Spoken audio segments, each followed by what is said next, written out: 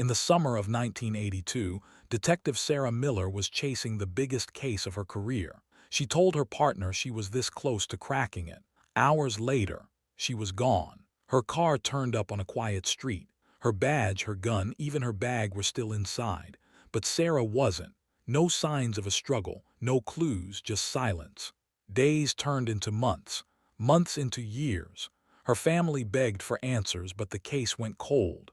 Whispers of police corruption, mob ties, and cover-ups haunted the city. And then 19 years later, some kids broke into an abandoned motel. What they found under the floorboards would rip this mystery wide open. Sarah's own notebook, her final words. What she wrote inside didn't just solve her disappearance. It exposed something much darker. So the question is, where do you think Sarah's story really begins? At the street where her car was found? Or at the motel where her words were buried for nearly 2 decades? Tell me in the comments, I'll be reading. Sarah Miller wasn't just any detective. She was the kind of cop everyone in her city knew by name. She had been on the force for nearly 10 years, and in that time she had built a reputation for being tough, smart, and completely dedicated. But she was also human. She laughed with her coworkers. She called her parents every Sunday, and she was known to bring coffee for the rookie officers when they were stuck on long shifts. To the people around her, Sarah was more than a badge. She was someone who cared.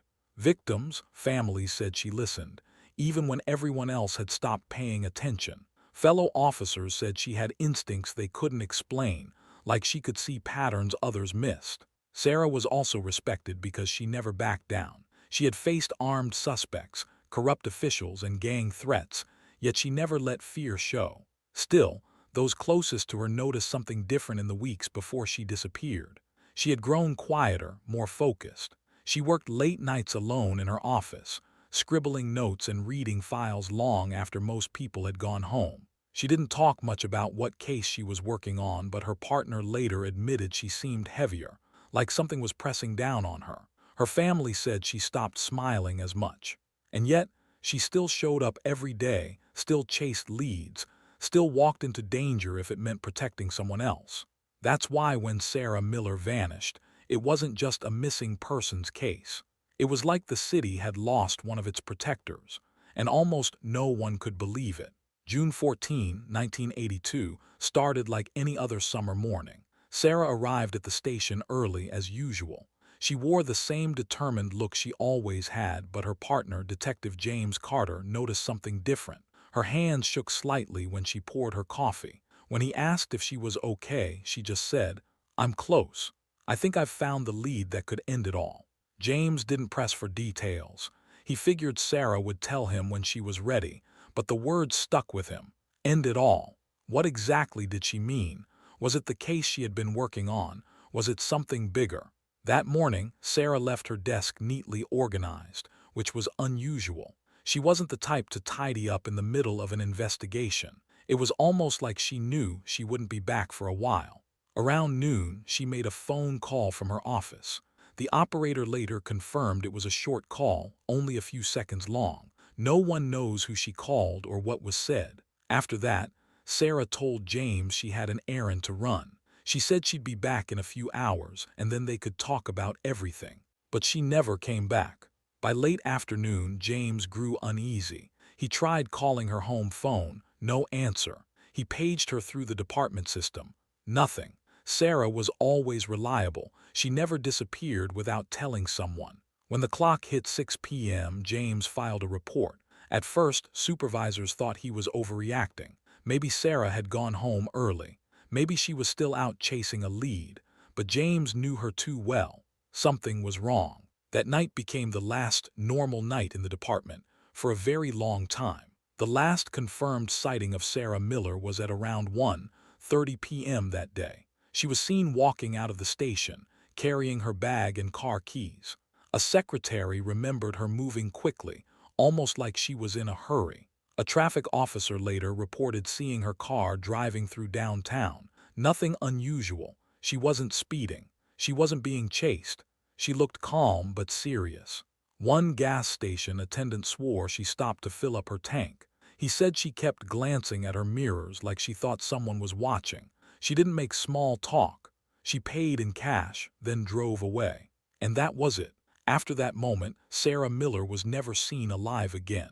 Later that evening, a patrol unit reported something strange. On a quiet street just a few miles from the station, they found Sarah Miller's car. At first, the officers thought she might just be inside a house nearby. But when they looked closer, the scene felt off. The car was locked, but her keys were gone. Inside, sitting neatly on the passenger seat, were her badge and her service gun. Detectives would later say this was immediately suspicious. No officer leaves their weapon behind, not unless something is very wrong. Her work bag was also inside. Her notebook was there too, but every page was blank. Coworkers swore she had been filling it with notes for weeks. Now it looked like someone had replaced it with an empty copy. Even the way the car was parked felt odd. It wasn't pulled to the curb like she had left it herself. It was angled strangely, almost like it had been dropped off in a hurry. The doors showed no signs of forced entry. There was no blood, no broken glass, no struggle. To some, it looked like Sarah had staged her own disappearance. But to others, it screamed of a setup. Within hours, the news spread through the department. Sarah Miller's car had been found, but Sarah herself was gone. For many officers, this was the moment they realized something terrible had happened. And for her family, it was the beginning of their worst nightmare. The moment Sarah's family was told, panic set in. Her parents rushed to the station, begging for answers. Her sister broke down in tears, saying Sarah would never just walk away.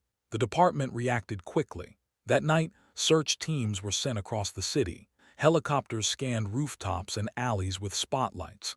K-9 units sniffed through wooded areas. Officers knocked on doors, asking neighbors if they had seen or heard anything. Dozens of volunteers joined in, handing out flyers with Sarah's picture.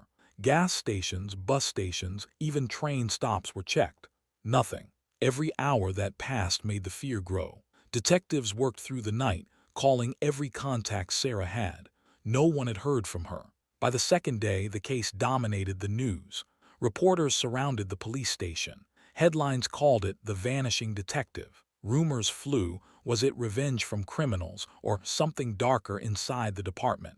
For her fellow officers, it was personal.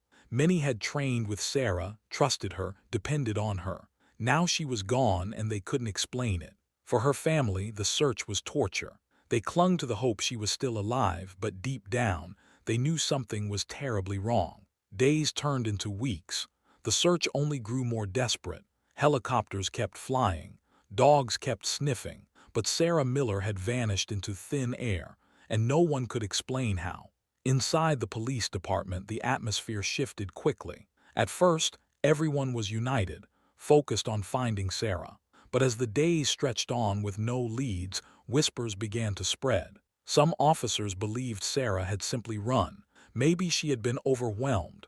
Maybe she wanted to escape. They pointed to the strange details, her car left behind, her badge and gun neatly placed inside. "It looks staged," one detective muttered, "like she wanted us to find it this way." Others strongly disagreed. They said Sarah would never abandon her family, never abandon the badge. "She was one of us," her partner insisted. "If her gun was left behind, it's because someone forced her." The arguments grew louder in the hallways. Every officer had a theory. Some whispered about old cases, criminals she'd arrested who might want revenge. Others wondered if Sarah had discovered corruption inside the department itself. Behind closed doors, it got darker. A few even suspected fellow officers. "If she knew something she wasn't supposed to," one said quietly, "someone on the inside could have made her disappear." No one wanted to admit it, but trust was breaking down. The department, once united, was now split in half.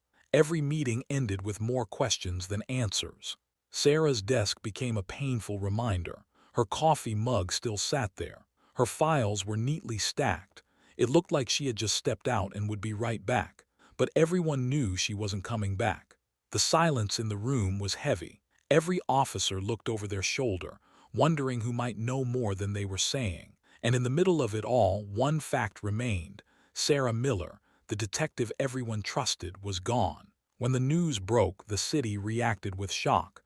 A detective had vanished. Not a civilian, not a stranger, a detective, someone who was supposed to keep the city safe. The headlines were everywhere. Detective missing without a trace. Television anchors repeated the same chilling line. Her car was found, but Sarah Miller was not.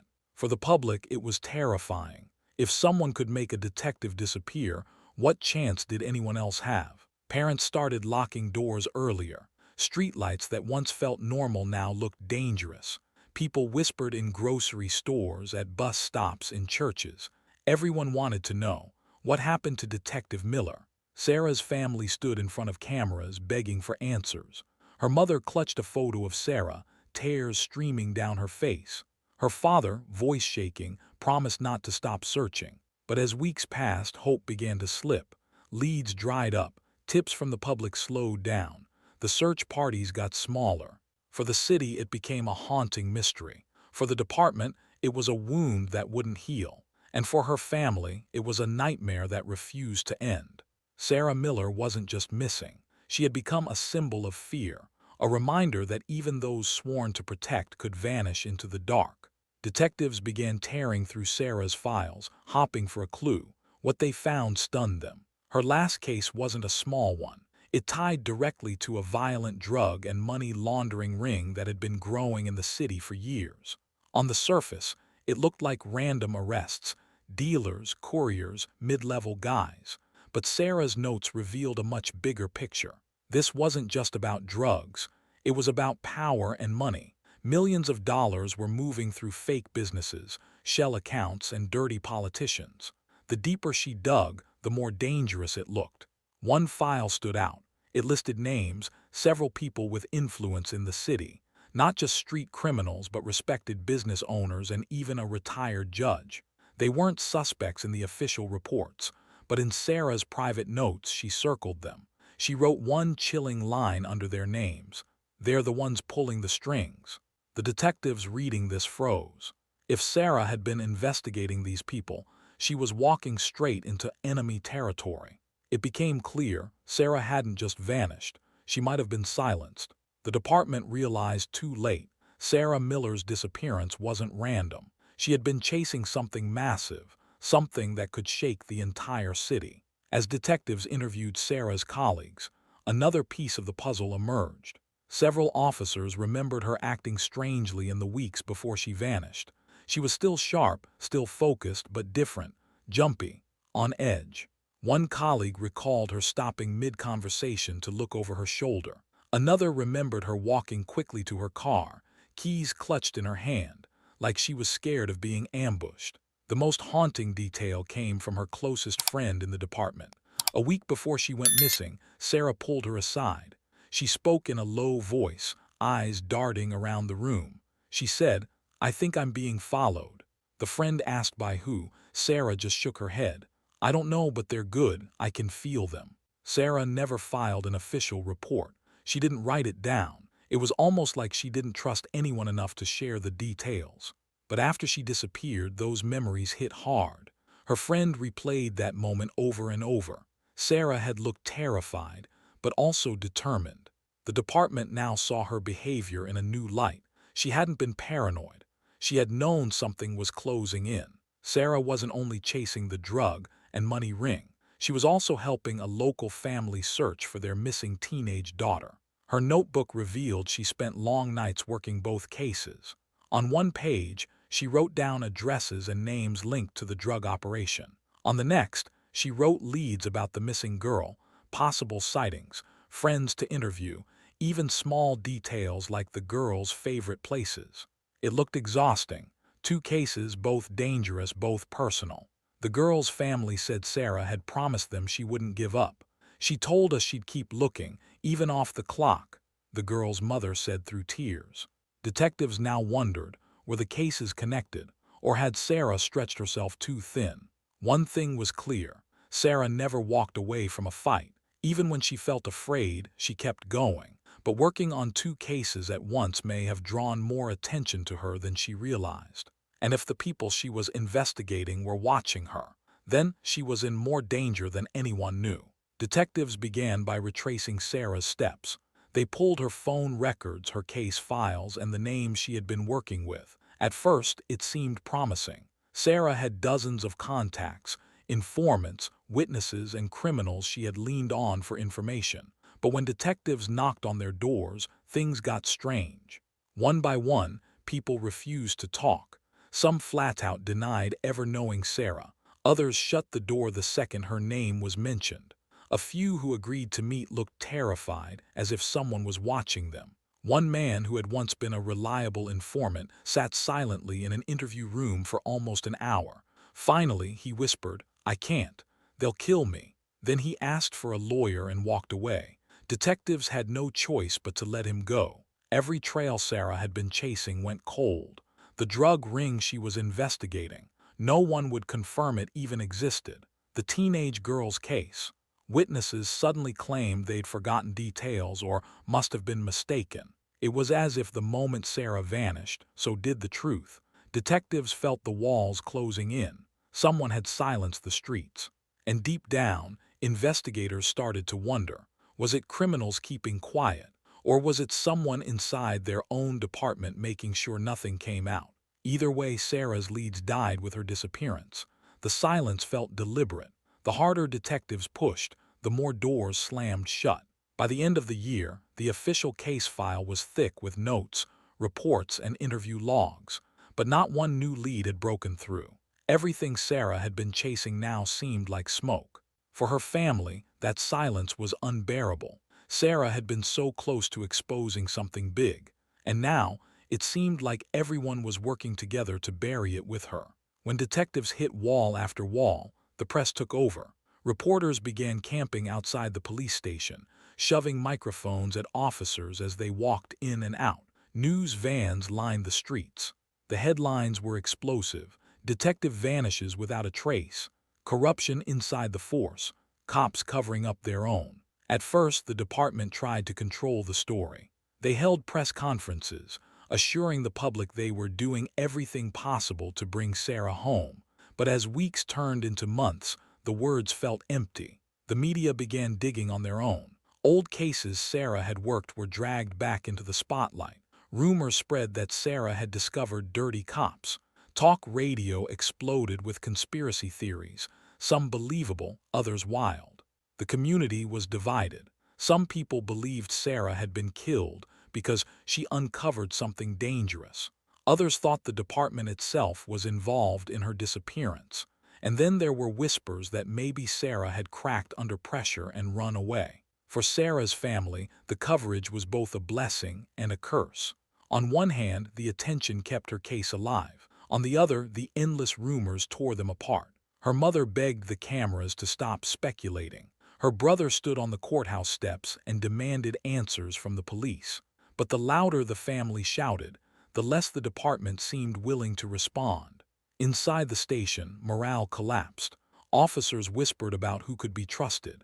Every day, another headline hit the papers, dragging the department deeper into scandal. The storm only grew stronger when one local paper published a story with the headline, "The Detective Who Knew Too Much." That article changed everything. It suggested that Sarah had been silenced by her own colleagues. Whether true or not, the public believed it. And from that point forward, the city was no longer just looking for Sarah Miller. They were demanding to know what the police were hiding. For Sarah's parents and siblings, the worst part wasn't just her disappearance. It was the way the investigation unfolded afterward. At first, detectives had promised transparency. They told the family, "You'll be the first to know if we find anything." But as weeks turned into months, that promise faded. The Miller family started hearing updates not from investigators, but from the evening news. Reporters would call before the department ever did, asking for comments about supposed new developments. Sarah's father once muttered to his wife, "We're the last to know about our own daughter." When they pressed the police for answers, they were often met with vague responses or outright silence. Requests to see Sarah's case files were denied. Meetings with detectives were constantly pushed back or canceled. Each interaction left them feeling more and more excluded. The family began to suspect that investigators weren't telling them everything, and worse, that they might be deliberately hiding the truth. Sarah's younger brother was the first to say it out loud. After a tense meeting at the precinct, he turned to the others and said, "They're protecting someone, maybe even one of their own." The thought was devastating. The Millers had always respected law enforcement. They had believed the system worked. But now, every unanswered phone call, every redacted document, every stiff handshake felt like betrayal. Sarah's mother took it the hardest. She wrote letters to local officials, begging for help. She even showed up at city council meetings, demanding answers into the microphone while cameras rolled. Each time, she left in tears, holding only promises that never came true. The family's frustration grew into anger. They weren't just grieving Sarah, they were fighting a wall of silence. To them, it felt like the department cared more about protecting its image than finding the truth about one of their own. By the end of 1982, the Millers barely trusted anyone connected to the investigation. Every knock on the door, every phone call carried the weight of suspicion. Instead of feeling supported, they felt abandoned. For them, the real heartbreak wasn't just losing Sarah. It was the dawning realization that the very people sworn to find her might have been working to keep her story buried. By 1983, the fire behind Sarah's case began to dim. Leads had dried up, witnesses had gone silent, and even the press moved on to newer scandals. The search parties that once filled the streets dwindled to nothing. Flyers with Sarah's photo, once plastered on every pole and shop window, turned yellow and peeled away. The city that had once been gripped by her story now carried on as if she had never existed. Inside the police department, Sarah's file was moved to a back shelf. Detectives whispered the same words families dread. "It's gone cold." The announcement crushed the Millers. They had held on to hope for 2 long years, convincing themselves that any day now, a call would come with good news. Instead, they were told the investigation was being suspended until new evidence surfaced. To Sarah's mother, it felt like an erasure. Her daughter's name wasn't just fading from headlines. It was fading from the minds of the very people meant to protect her. Sarah had gone from missing detective to just another unsolved case file collecting dust. The family refused to accept it. They continued their own search, putting up new flyers, knocking on doors, and pushing for answers. But the silence only grew heavier. Hope, once burning like a torch, now flickered weakly. And though the Millers kept fighting, they couldn't shake the feeling that Sarah was slowly being erased, not just from the department's memory, but from the city itself. By the end of that year, her case was officially labeled cold. For the family, it felt like losing Sarah all over again. At first, Sarah's disappearance was everywhere. Newspapers ran her photo on the front page. TV anchors opened their nightly news with her story. Radio hosts asked callers what they thought had happened. It felt like the whole city was holding its breath, waiting for Sarah to come home. But time has a way of pushing even the biggest stories aside. After weeks, then months, other crimes filled the headlines. Robberies, fires, murders, each one replaced Sarah's story on the front page. Reporters stopped calling her family every day. The cameras disappeared from their driveway. The attention slowly faded. By the next year, only the occasional small article appeared in the paper, usually just a reminder. Detective Sarah Miller still missing. Sometimes not even that. The city that once seemed obsessed with her case began to move on. People whispered about it less. Kids grew up never even hearing her name. But inside Sarah's home, nothing faded.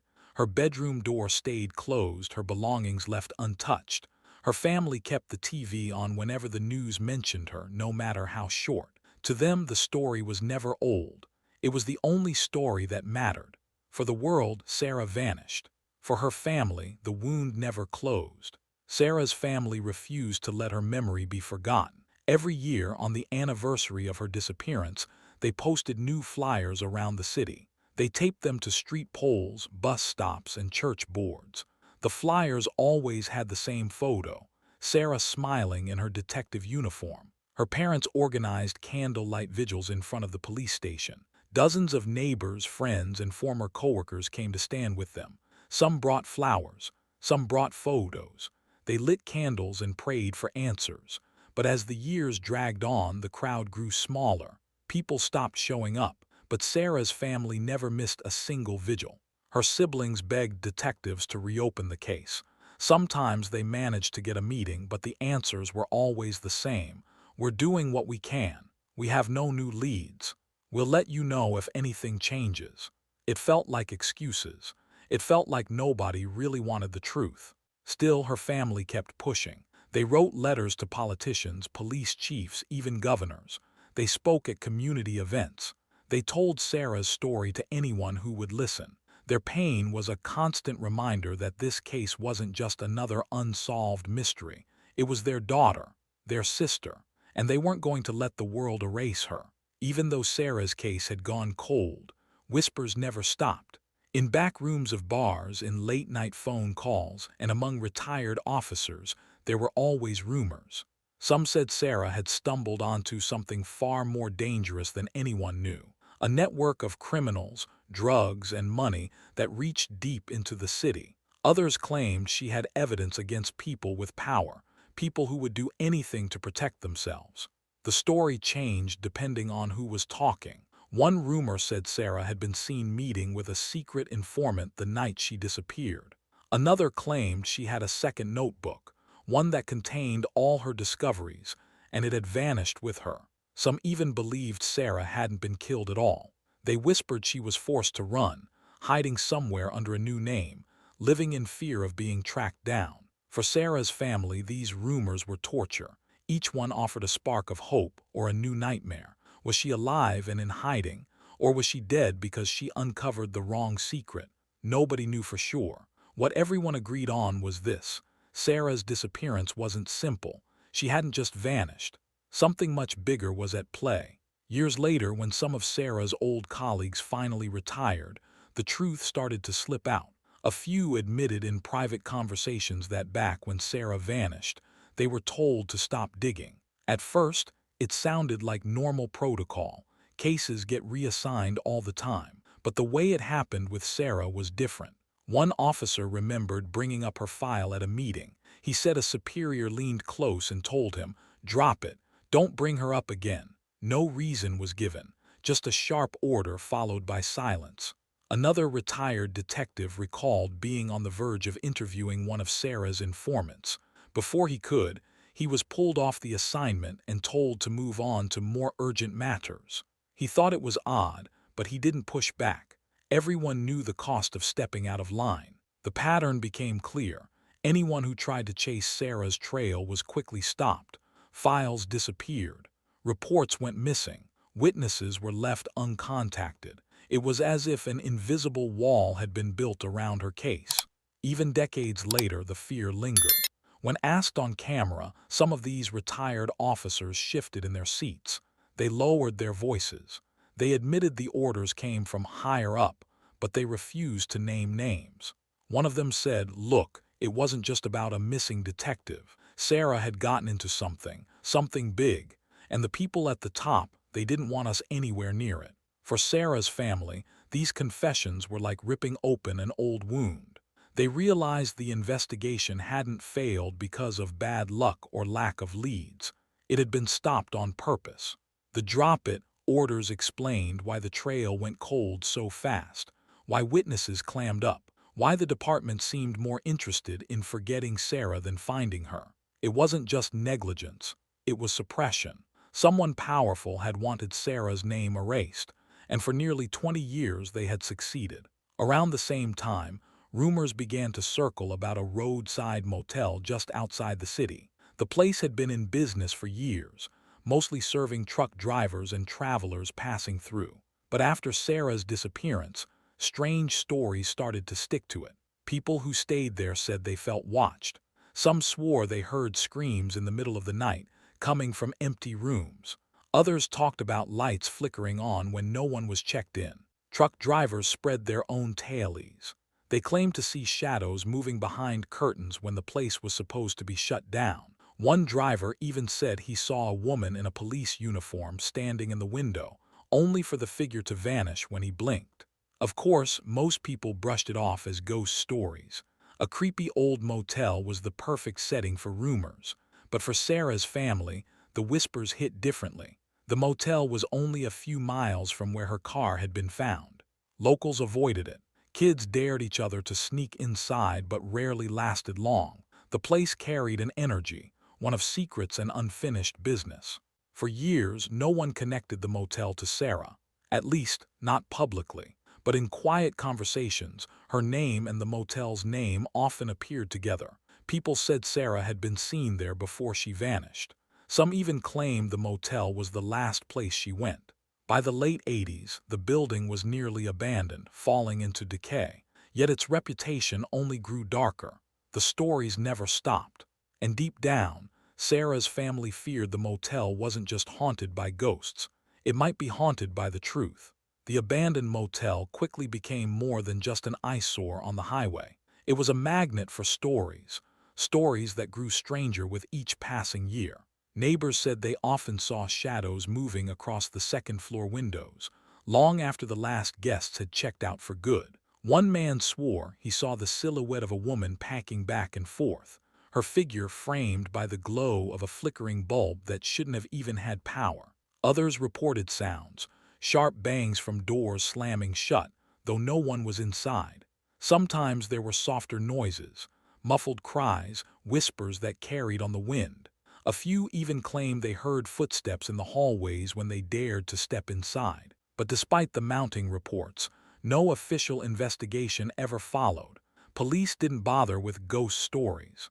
Locals shrugged it off as imagination or teenagers sneaking in to spook each other. And yet the accounts kept coming. A delivery driver said he passed by one night and saw a woman in a police uniform standing at the entrance. She looked tired, her face pale, her eyes locked on him as he drove by. But when he glanced in his rearview mirror, she was gone. Truckers on long hauls whispered about the place on their CB radios. Some refused to park anywhere near it. One even admitted he pulled over to rest but was jolted awake by the sound of someone pounding on his cab. When he opened the door, the lot was empty. The motel became a place everyone in town knew but few dared to enter.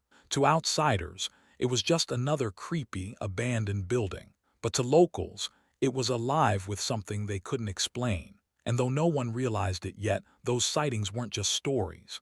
They were warnings, echoes of a truth still buried inside. By the early 90s, the motel wasn't just abandoned. It was legendary. Teenagers dared each other to sneak in. Some filmed themselves walking its dark hallways, hopping to capture proof of the haunting. Most of those tapes ended with someone screaming and bolting back to the parking lot. The town gave the motel a reputation: cursed, haunted, evil. Parents told their kids to stay away, but of course, that only made the place more tempting. Urban legend wrapped itself around the crumbling building like vines, feeding on every shadow, every unexplained sound. Stories grew wilder with each retelling. Some said it had been built on cursed land. Others swore it was a hideout for criminals. And always, the rumors circled back to a missing woman. People didn't use Sarah's name yet, but the whisper was there. A woman had gone missing, and the motel knew why. For Sarah's family, these legends were salt in the wound. They didn't want her turned into a ghost story. They wanted her found.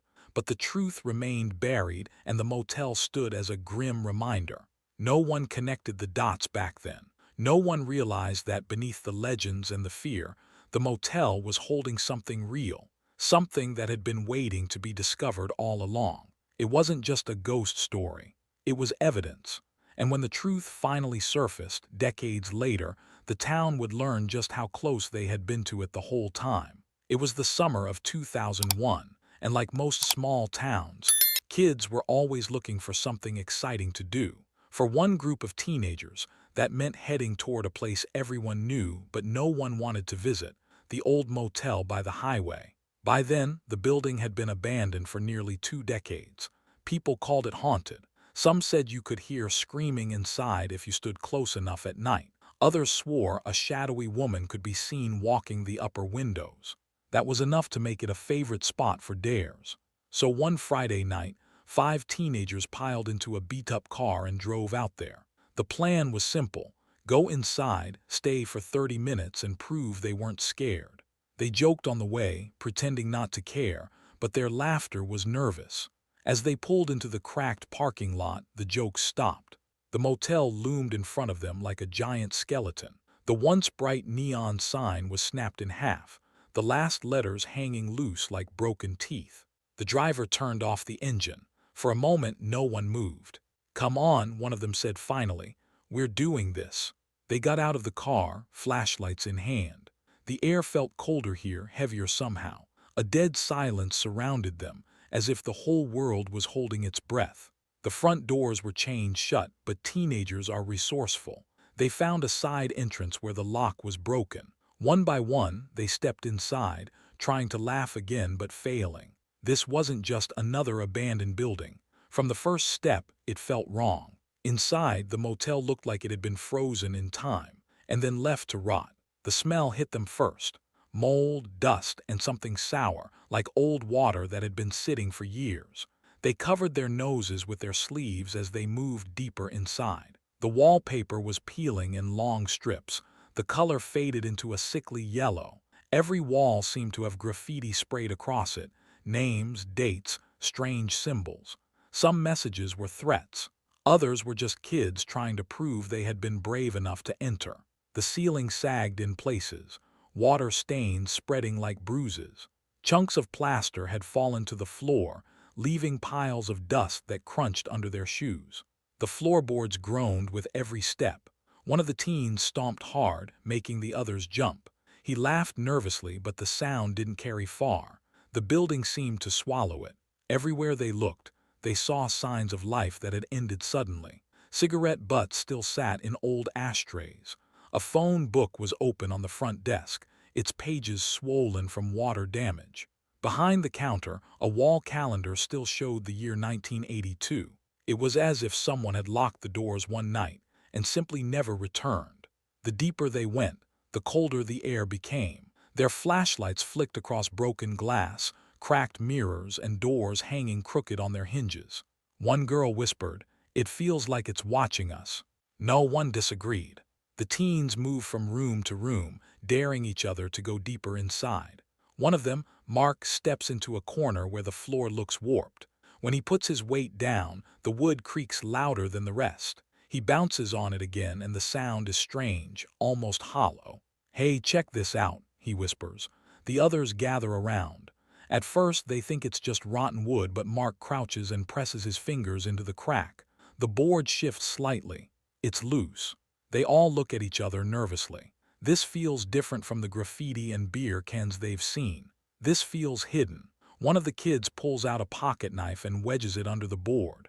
With a hard push, the plank pops free, sending up a cloud of dust. Beneath the floor, wrapped in a dirty piece of cloth, is something small and square. Mark reaches in carefully, his hand shaking a little. He pulls it out and sets it on the floor. It's a notebook, old. The edges are yellow, the cover smudged.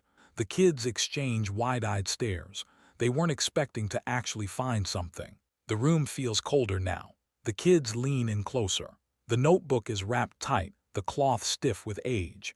Mark carefully unwraps it, his fingers leaving streaks in the dust. When the cover is revealed, they all freeze. Across the front, written in faded ink, are two words, S. Miller. For a moment, no one speaks. The name doesn't mean much to the teenagers.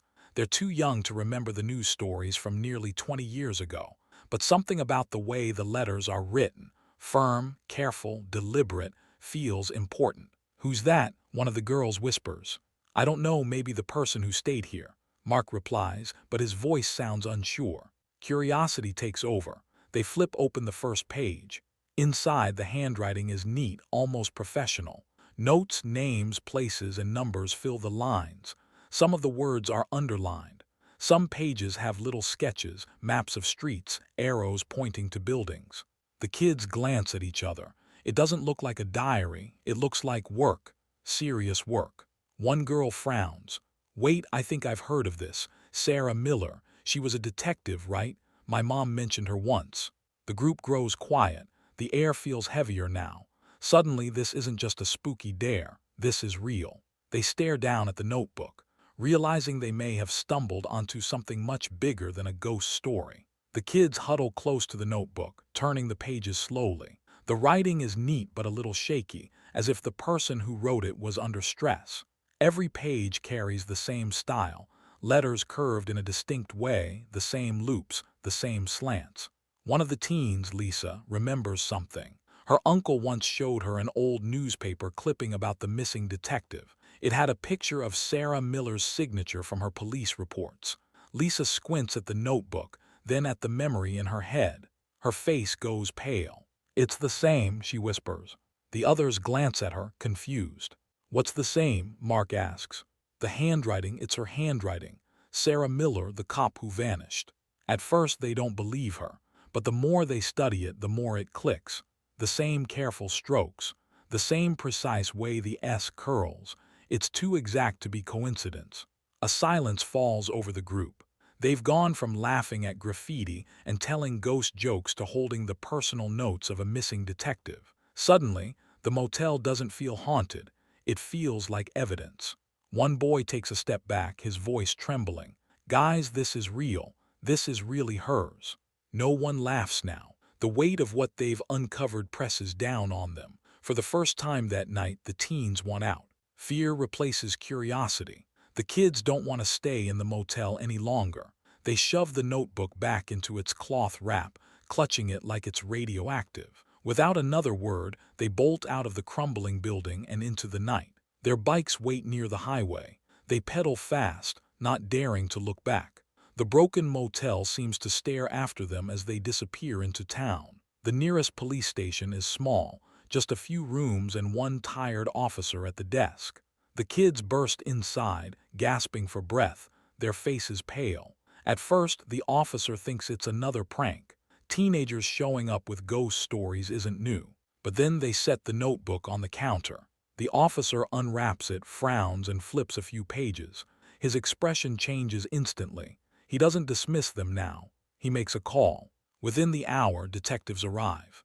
They bring old records, compare the writing, and confirm what the kids suspected. The notebook is real. It belonged to Detective Sarah Miller. The room grows tense. This isn't just a dusty find. It's evidence from one of the city's longest unsolved cases. Word spreads quickly through the department. For the first time in almost 20 years, the disappearance of Sarah Miller is open again. The detectives place the notebook on the table like it's made of glass. No one speaks at first. Then slowly, one of them opens it.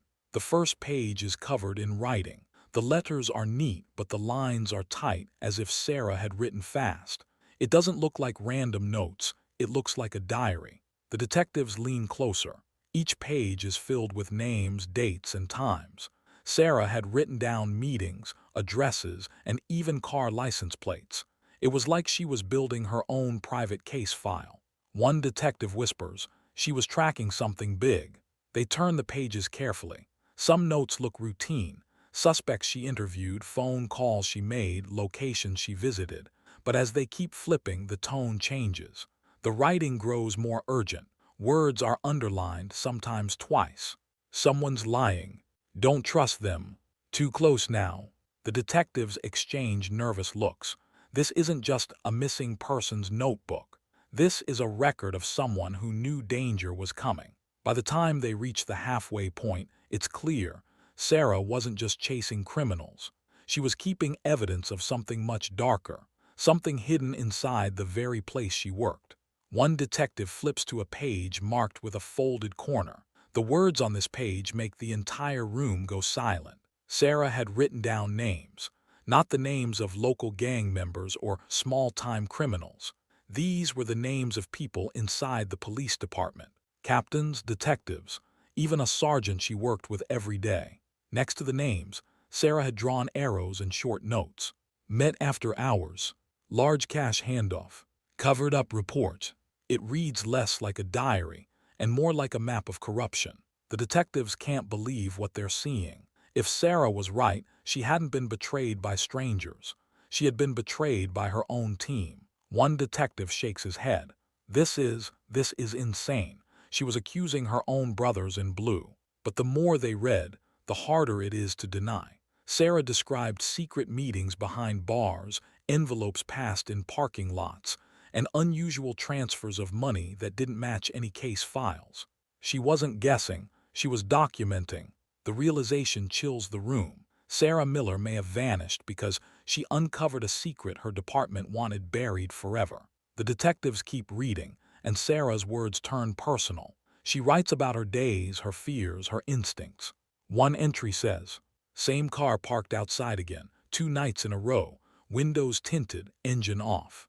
Another, "Man at the grocery store, followed me down 3 aisles, pretended to look at cereal but never bought anything." Page after page, Sarah describes the creeping feeling that someone is tracking her.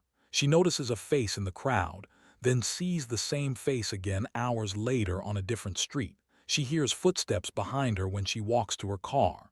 Doors slam in the night near her house, but when she looks, no one is there. At first, she tries to brush it off. Maybe it's coincidence. Maybe she's imagining it. But the entries keep coming, more frantic each time. They know. They're waiting. Can't tell who's safe anymore. The detectives glance at one another. Sarah hadn't just been suspicious. She had been terrified. And the most haunting part, in her final entries, she stopped nomming anyone. She simply wrote, "They are everywhere." The notebook doesn't just show evidence of corruption. It shows the final days of a woman who realized she was being hunted. Detectives turned to the final pages of Sarah's notebook. The handwriting grew shaky, the letters pressing harder into the paper. It was clear she was under stress. One entry stood out. Sarah wrote that she had been contacted about a meeting. She didn't say who reached out, but she wrote that it was connected to the corruption she was investigating. The way she described it made it clear she didn't trust the situation. She wrote that the meeting wasn't optional. Whoever called her made it sound like she had no choice. She wrote that she believed the meeting would finally answer everything. But there was a sharp edge in her words. She seemed to know the risk. In one line, Sarah wrote, "I can't tell my family. I can't trust anyone at the station. If I don't go, they'll come to me anyway." Detectives reading the entry could almost feel her fear. It was as if she knew something terrible was waiting for her. And this was written just days before she disappeared.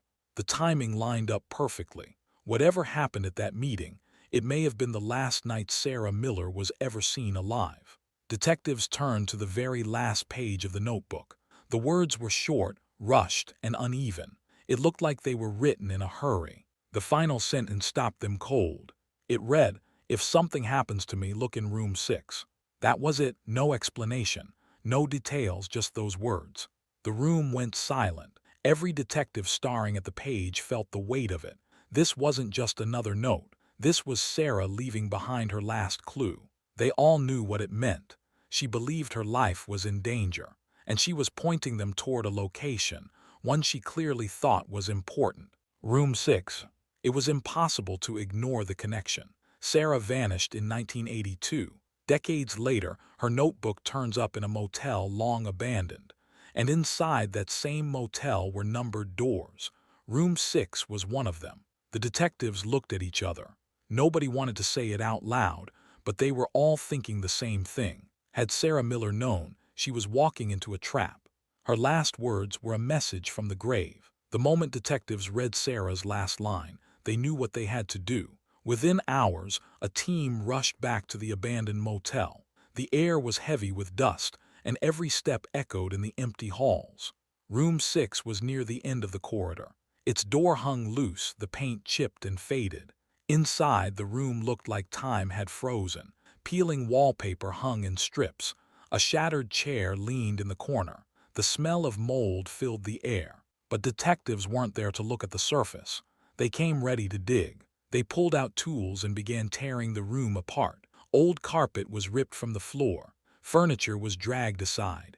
They pressed against the walls, knocking, listening for hollow sounds. It didn't take long before one investigator tapped on the far wall and heard something different.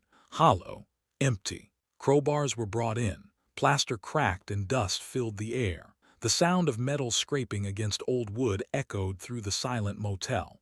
Piece by piece, the wall began to give way. Everyone braced. Whatever was behind those walls could finally explain what had happened to Sarah Miller. When the wall finally broke open, a cold silence fell over the room. Flashlights cut through the dust, and then they saw it. Inside the wall were scraps of torn fabric. Investigators carefully pulled them out.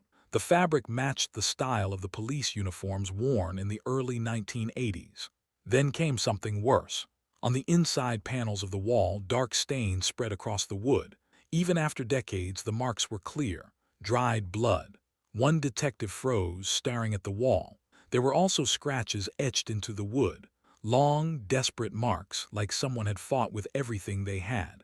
It was undeniable. Sarah Miller had been inside this room. The discovery was both shocking and heartbreaking. For years, her disappearance had been nothing but rumors and theories.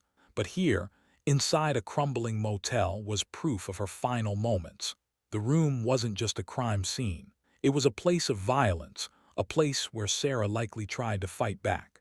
Investigators stood quietly, the weight of the evidence pressing down on them. For the first time in decades, Sarah's story was no longer just a mystery. It was real. And now, detectives knew. Whoever killed her had gone to great lengths to hide it. Detectives laid Sarah's notebook across the table. Every page was shaky but clear, each word a clue. They began cross-checking the notes with the old case files from 1980. The same names kept popping up. At first, detectives thought they were just criminals Sarah had been tracking. But then, something strange appeared. Some of the names didn't belong to known criminals at all. They were the names of uniformed officers. Sarah had drawn arrows, connecting officers to drug dealers. Beside some names, she had written single words: paid, meeting, covered. The handwriting told the story of a woman who was circling closer to something very dangerous. One name in particular jumped out. It was the name of a high-ranking officer who had retired years ago. In Sarah's notes, his name appeared again and again, tied to drug shipments and meetings in hidden places. As detectives flipped through the book, they realized Sarah had been building a map of corruption. She wasn't chasing one bad cop. She was chasing a whole network. The deeper they read, the clearer it became. Sarah hadn't vanished randomly. She had been silenced because she had gotten too close to the truth. The team widened their search. They pulled payroll files, arrest records, and even bank statements from the 1980s. What they found lined up perfectly with Sarah's notebook. Several officers she had written about were suddenly living far above their pay grade. Houses, cars, private vacations. The money didn't match their salaries. One officer, a sergeant, had been reported for suspicious activity years earlier but was never charged. In Sarah's notebook, his name was circled 3 times. Another officer had quietly left the force after rumors spread about missing evidence. Piece by piece, the picture came together. Sarah had discovered a ring of corrupt cops who were working with gangs. These officers had been protecting drug shipments, warning gang members about police raids, and even laundering money through businesses across the city. It was shocking. The very people sworn to uphold the law were helping criminals thrive, and Sarah had been brave enough to document it all. Now, investigators understood why she was called to that meeting during her final week. She wasn't just meeting a suspect. She was likely walking into a trap set by the very men she worked alongside. Detectives turned their focus back to the motel. For decades, it was thought to be just an abandoned, rundown building. But Sarah's notebook told a different story. She had written the motel's name more than once, circling it in red ink. Next to it she wrote, "Not safe and meetings." Digging into property records, investigators made a discovery. The motel wasn't random at all. Back in the late 1970s and early 1980s, it was owned by a man with known ties to local gangs. He was never convicted, but his name had appeared in federal investigations multiple times. Witness interviews from years ago revealed something chilling. Locals remembered seeing police cars parked behind the motel at odd hours of the night. No reports were ever filed. No arrests were ever made from those visits. The truth hit detectives hard. The motel had been more than just a place for criminals to hide.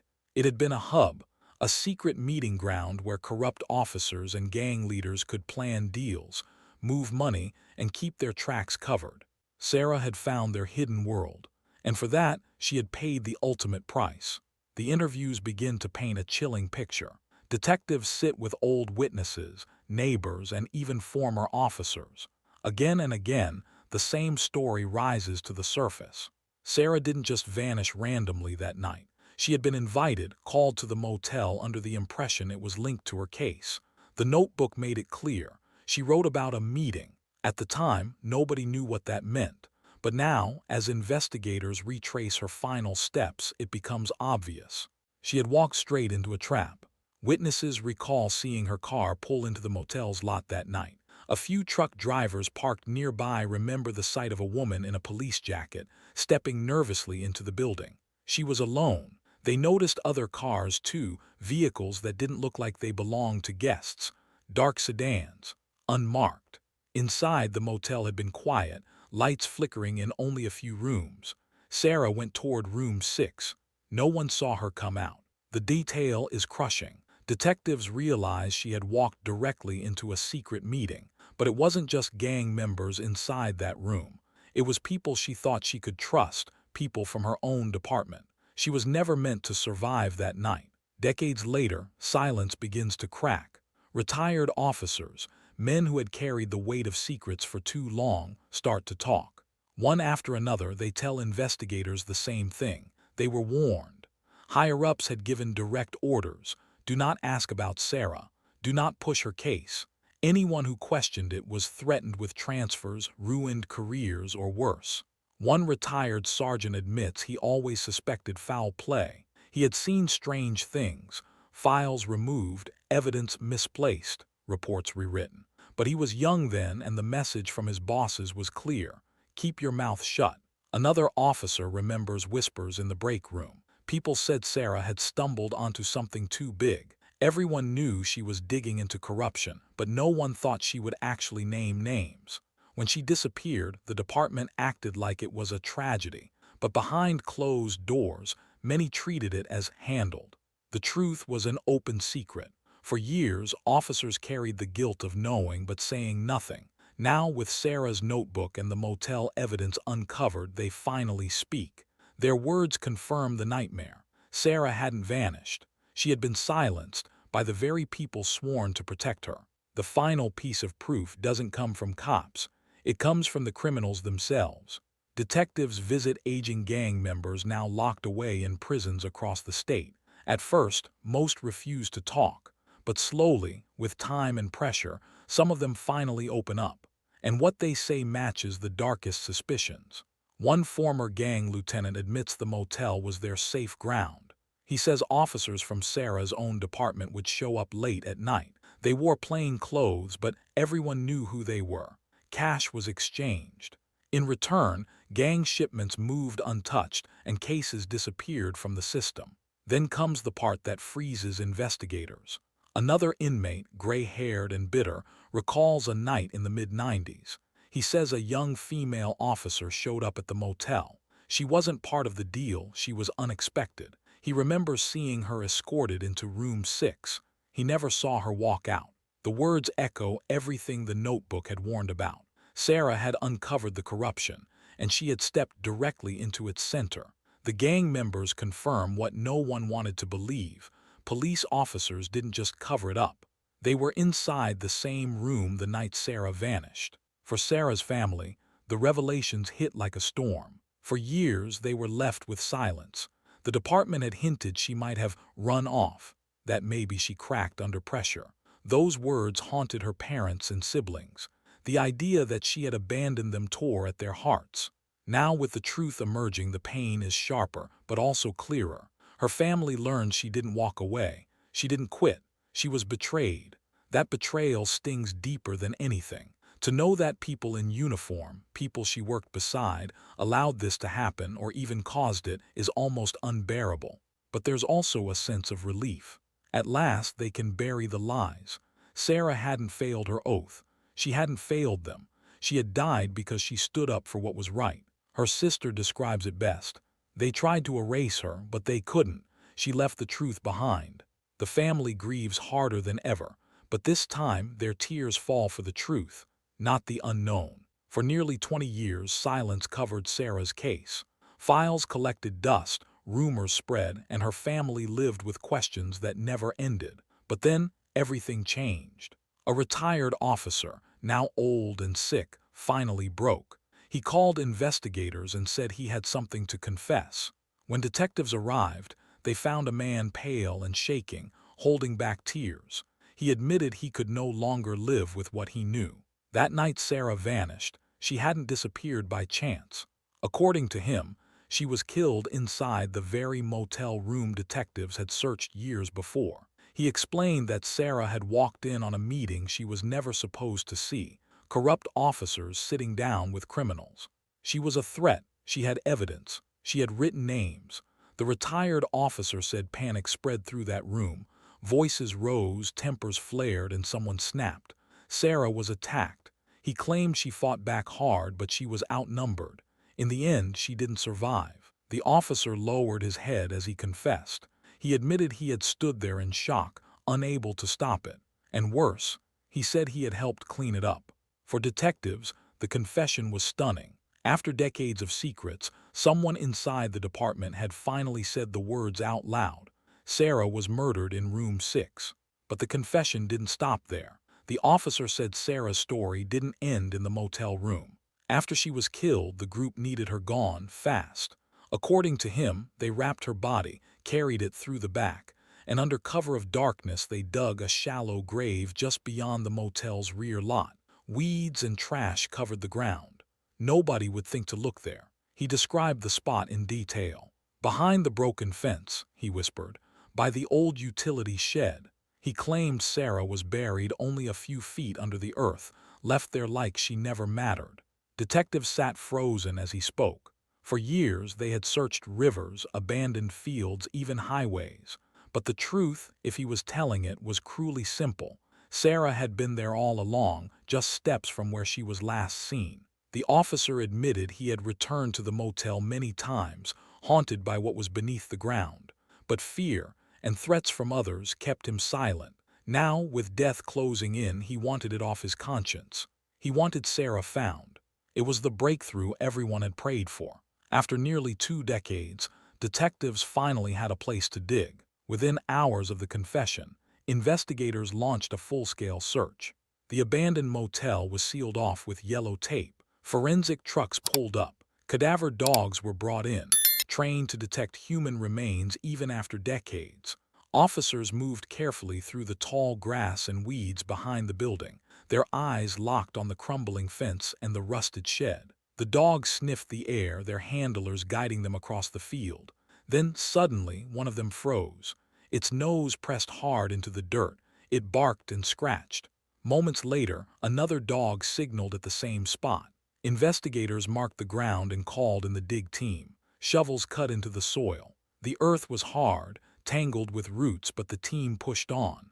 Hours passed, sweat ran down faces, and the tension built with every strike of the shovel. Finally, the soil changed color. A foul smell rose. The digging slowed. Carefully, they brushed away the dirt until fragments began to show, fabric, brittle bones, and remnants that no storm or season could erase. Everyone went silent. The dogs whined. Detectives exchanged heavy looks. After so many years, Sarah was finally being pulled back into the light. The search wasn't over, but the truth was no longer buried. The digging had gone on for hours. Investigators were tired, their gloves and boots covered in dirt. Then, one of the cadaver dogs froze near a patch of earth just behind the motel. Its handler called out, and the digging crew rushed over. Shovels hit the ground carefully this time. The soil was darker, looser than the rest, like it had been disturbed years before. Within minutes, one of the forensic experts stopped and whispered, "Bone." The area fell silent. Everyone leaned in as a small, pale fragment was lifted from the dirt. It was human. The team slowed their pace even more, brushing the soil away by hand now. Piece by piece, more bones surfaced. Soon, the outline of a human skeleton began to take shape. When the skull appeared, investigators knew the search was over. They had found Sarah. But there was more. Scraps of clothing still clung to the remains. A rusted badge was found buried close to her. Even a broken belt buckle lay near the bones. The evidence confirmed it. Sarah Miller, the detective who vanished 19 years earlier, had been killed here. The truth was no longer hidden. When Sarah's remains were officially identified, the news broke the family. For years they had lived in limbo, never knowing if she was alive or dead, never having a place to mourn. Now, after almost 2 decades, they finally had answers. Her siblings gathered, their faces lined with grief and relief. Her parents, now frail with age, wept quietly as investigators placed a small box containing Sarah's remains into their hands. They planned a funeral, something they had wanted to do for so long. On the day of the service, friends, neighbors, and even retired officers who had once worked with Sarah came to pay their respects. The casket was small, but it carried the weight of 19 years of silence. Photographs of Sarah in her uniform stood near the altar, showing her as the young, determined detective she once was. The family cried, but there was also a sense of peace. They were no longer trapped in the unknown. They could finally say goodbye. As the casket was lowered into the ground, her mother whispered, "You're home now." After 19 years, Sarah Miller finally had the burial she was denied, and the family finally had closure. The discovery of Sarah's body did more than solve a cold case. It opened the door to something much bigger. The confession from the retired officer and the evidence found at the motel pushed investigators to look deeper, not just at one night, but at the entire police department. State officials launched a full inquiry. Files were pulled, officers were questioned, and suddenly, years of secrets started pouring out. Names of officers who had taken bribes, covered up crimes, or looked the other way were dragged into the light. For some, it was the end of long careers. A few were arrested, others resigned before charges could fall. The department's image, once untouchable, was now shattered. But the fallout didn't stop there. Lawmakers stepped in. New policies were put in place to make sure this kind of silence never happened again.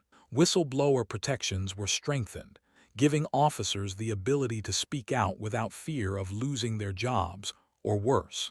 For Sarah's family, it was bittersweet. Nothing could bring her back, but the truth she had fought to uncover was finally bringing change. The corruption that took her life was no longer hidden in the shadows. As reporters and investigators closed the case, one item stood out above all the evidence: Sarah's notebook. The small, worn journal had been found locked in her apartment years earlier. Inside, Sarah had written names, dates, and details of meetings. She had sketched out connections between officers and criminals, and she had noted the motel as a key location. At the time, the notebook had been dismissed by those who didn't want the truth to come out. But in the end, it became the very roadmap that led investigators back to her killers. During the final press conference, the lead investigator held up Sarah's notebook. He said, "This detective's voice was never silenced. She left us the truth. We just had to listen." Her family kept the notebook after the case closed. To them, it wasn't just evidence. It was Sarah herself, still speaking through her words. Today, young cadets in the academy learn her story. They are told about the risks of corruption, but also about the courage of one detective who refused to look away. Sarah Miller's killers tried to silence her. Instead, her words cracked the case wide open, and her legacy lives on.